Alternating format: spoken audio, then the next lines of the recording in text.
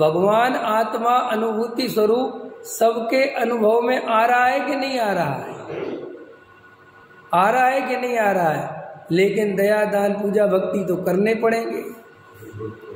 समझ में? वहां से शंका होती है ना? शुभ राग अच्छा है, करना तो पड़ेगा, ऐसे तो हम सब कुछ काम खराब हो जाएगा। भाई ये कर्तृत्व का जहर वो आत्मानुभूति नहीं होने देता। इतनी सी बात है।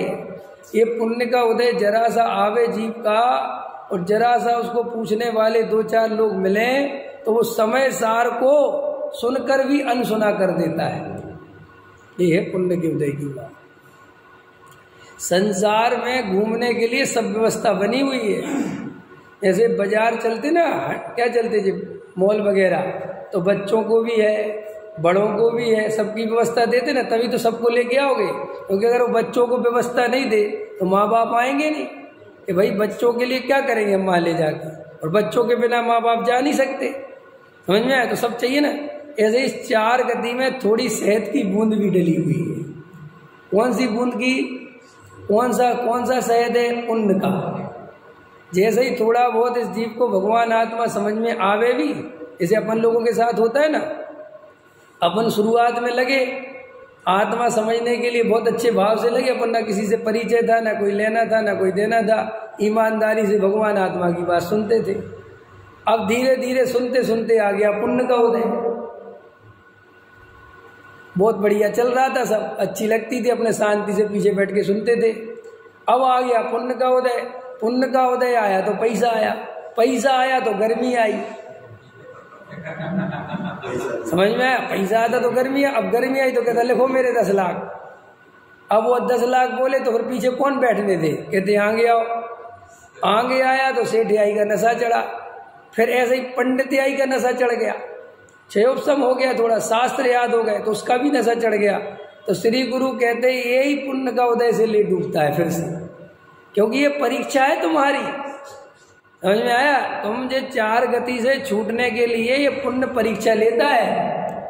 इसलिए जो पुण्य और पाप की प्रकृतियां जीव को चलती हैं, और जैसे ये पुण्य का उदय आया, डॉक्टर साहब तो अभी एक दिन इतना बढ़िया ले रहे थे 2-3 दिन पहले कि ये पुण्य का उदय कितना खतरनाक है, कैसा खतरनाक है, तो समझा रहे थे। ये देखो किसी जीव की मंद कसाय है, क्या है मंद कसाय, तो समझ गए ना, उसकी तो व्याख्या नहीं करूँ ना। माने वो बढ़िया मंदिर आता है, पूजा भक्ति करता है, किसी से कुछ बोलता नहीं, कुछ कहता नहीं, समझ में आया? स्वाध्याय में सुनता, तो बोले मंद कसा है तो पुण्य का उदय बनेगा। क्या बनेगा? तो कहते अब वो पुण्य का उदय आएगा, भाई बांधा तो आएगा, तो बोले आएगा तो उसी में भ्रमित हो जाएगा। तो बोले तुम जिस मंद कसाय को बहुत अच्छा मानते हो, अगर वो मंद कसाय स्वयं द्रव्य में नहीं लगाए, समझ में आ गई, वो पर में लगाए, पर में समझ, कई लोगों के ऐसे बहुत भाव रहते ना, मैं तो बस कितनों का भला कर दूं, कितनों को क्या दे दूं, किसको क्या कर दूं, मंदिर बनवा दूं, ये कर दूं, वो ऐसे बहुत भाव रहते ना। तब जे भाव हैं तो पर की ओर, तो इन भावों से क्या बनेगा? पुण्य। आत्मा तो मिलेगा नहीं, और इन भावों को अच्छा और माने तो क्या होगा? कौन से तत्व संबंधी भूल खड़ी होगी?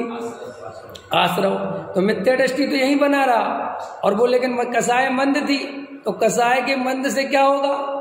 भाई पुण्य बन रहा ना इतना सारा, तुम 1 लाख रुपए दान दे रहे तो पुण्य का उदय बनेगा कि नहीं बनेगा? तो अब आया 10 लाख, तो और बुद्धि खराब। समझ में आया? तो श्री गुरु समझाते हैं ये तुम पुण्य के उदय के पीछे मत पड़ो। इस पुण्य के उदय से आज तक किसी को आत्मा नहीं मिला, उल्टा ज्यादा पुण्य का उदय जब जब आया तब तब ये जीव आत्मा से दूर हो जाता है। इसलिए यहाँ टोडामल जी कह रहे हैं कि तुम पुण्य से जरा सा भी हित मत मानो, ना पुण्य के उदय से और ना पुण्य के परिणाम से।